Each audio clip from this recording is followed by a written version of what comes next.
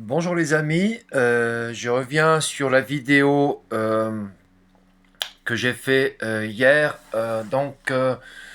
sur la venue du Seigneur sur cette planète. Euh, j'ai réfléchi un peu et je pense plutôt que dès que le Seigneur aura réuni tous les éléments dont il a besoin pour intervenir sur cette planète, mais je dirais plutôt que ce sera une protection militaire pour les croyants plutôt qu'une intervention militaire sur toute la planète, car à mon avis, le Seigneur, contrairement au diable, n'a pas envie de réduire à l'esclavage son ennemi. C'est un avis personnel.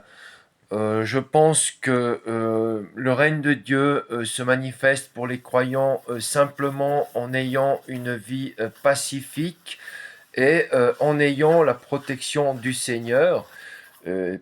Car il s'agit bien d'une alliance, comme il est écrit dans les textes, quand on a eu la première alliance avec Israël et ensuite la deuxième alliance avec les gentils. Et donc, le Seigneur, lorsque il aura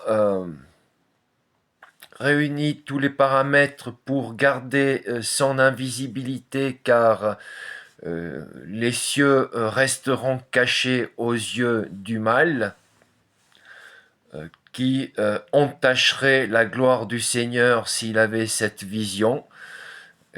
Il pourra ensuite intervenir sur la planète euh, sans que sa gloire soit entachée et pour la pérennité de son règne.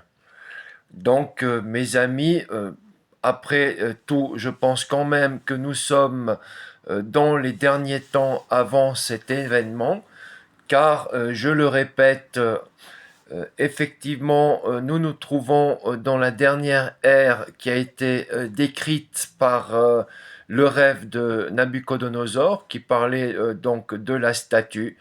Nous avions la tête en or qui représentait Babylone, la poitrine en argent qui représentait la Perse. Ensuite, nous avions le bronze qui représentait la Grèce, le fer qui représentait Rome, et à la fin, nous avons les pieds de la statue faits d'argile et de fer. Donc c'est une alliance entre Rome et une autre puissance de cette planète. Et cette pierre qui va provenir du mont sacré, comme il est écrit, va faire s'effondrer la domination du mal sur les croyants. Et cette fois, le règne du Christ n'aura plus de fin, mais nous continuerons à vivre, selon moi,